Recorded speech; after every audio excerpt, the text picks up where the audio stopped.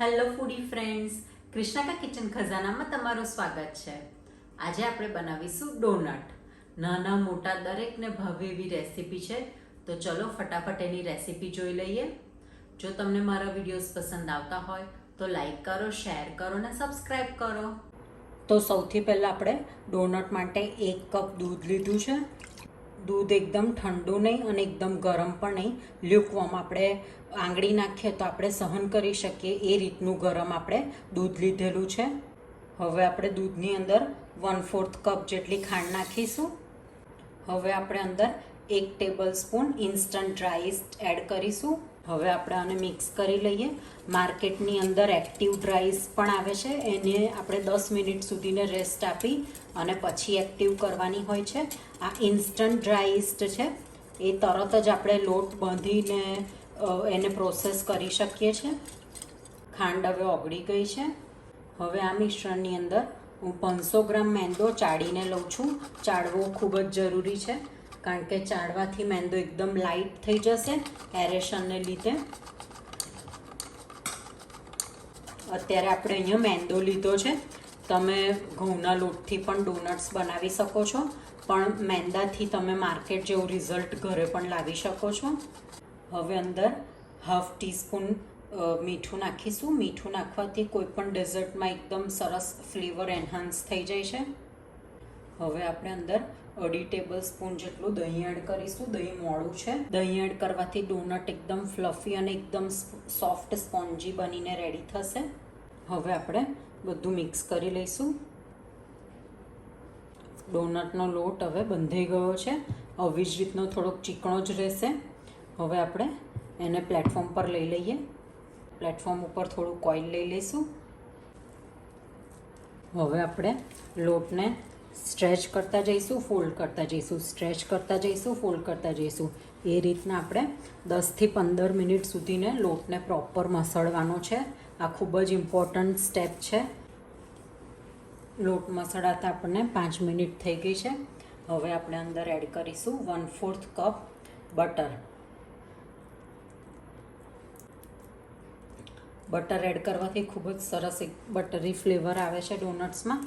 હવે આપણે બીજી 10થી 15 મિનિટ બટર સાથે લોટને આવી રીતના સ્ટ્રેચ એન્ડ ફોલ્ડથી મસળી લઈશું. બટર એડ કરવાથી થોડોક લોટ સોફ્ટ થઈ જશે, પણ તમે જેમ જેમ એને મસળતા જશો એમ પાછો એ થોડોક મેનેજ થાય એ રીતનો થઈ જશે. એટલે પ્રોપર આપણે 10થી 15 મિનિટ સુધીને એને કોન્સ્ટન્ટ આવી રીતના મસળતા રહેવાનું છે. લોટ હવે પ્રોપર મસળી ગયો છે. લગભગ 15 મિનિટ જેવું થઈ ગયું છે. હવે હાથ પણ ક્લીન છે અને એકદમ સરસ બોલ ફોર્મમાં આવી ગયો છે. હવે લોટને આપણે અંદરની સાઈડ આવી રીતના ટક કરતા જઈશું અને એક બોલ બનાવી દઈશું.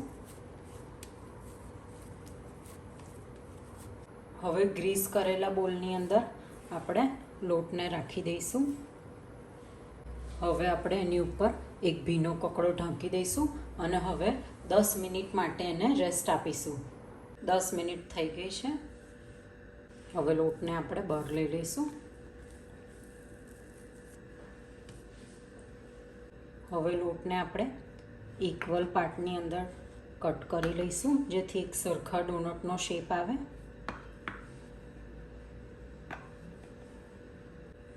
હવે આપણે ડોનટને ફોલ્ડ કરીશું. આવી રીતના આપણે અંદરની સાઈડથી ટક કરતા જવાનું છે અને બોલ શેપ આપવાનો છે.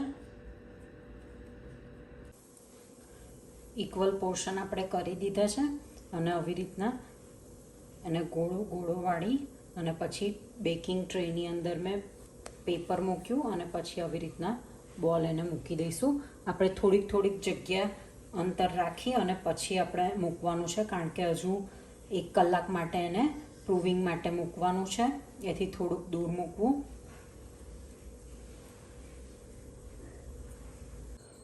ડોનટના બોલ આપણે બનીને રેડી છે. હવે આપણે લોટની ઉપર મેં ફ્લેટ સરફેસવાળી વાડકી લીધી છે, એને થોડીક પ્રેસ કરીશું. બહુ વધારે પડતી પ્રેસ નથી કરવાની, થોડીક આપણે પ્રેસ કરવાની છે. હવે આપણે જે શાર્પ નોઝલ આવે છે એની મદદથી વચ્ચે કાણું પાડી લઈશું. તમારી પાસે જો દવાનું ઢાંકણું હોય એ પણ લઈ શકો છો. હવે આવી રીતના એને વચ્ચે હોલ કરી દઈશું અને ડોનટનો શેપ આપી દઈશું. બધા ડોનટને શેપ આપી દીધો છે. હવે આપણે એને ઢાંકીને 1 કલાક સુધીને રવા દેવાનું છે. 1 કલાક થઈ ગયો છે. આપણે હવે ચેક કરી લઈએ. ડોનટ ઓલમોસ્ટ ડબલ સાઇઝના થઈ ગયા છે. હવે આપણે કેરફુલી એક ડોનટને પેપરની સાથે જ કટ કરી લઈશું નીચેથી.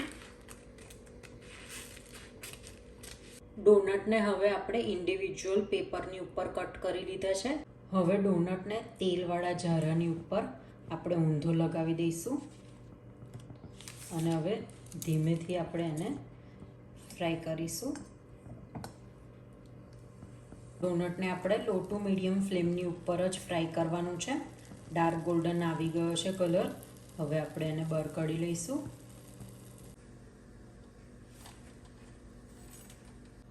ડોનટ્સ આપણા ફ્રાય થઈને રેડી છે. હવે આપણે મારી પાસે કેસ્ટર શુગર છે એની અંદર આપણે ડીપ કરીને રાખીશું. તમે ચોકલેટની અંદર પણ ડીપ કરીને રાખી શકો છો. આવી રીતના કેસ્ટર શુગરથી ડોનટને કવર કરી લઈશું. ડોનટને પ્રોપર કેસ્ટર શુગરથી કોટિંગ કરી લીધું છે. સેમ વે આપણે બીજા ડોનટ્સ પણ રેડી કરી દઈએ. તો રેડી છે આપણા ડોનટ. ચેક કરી લઈએ.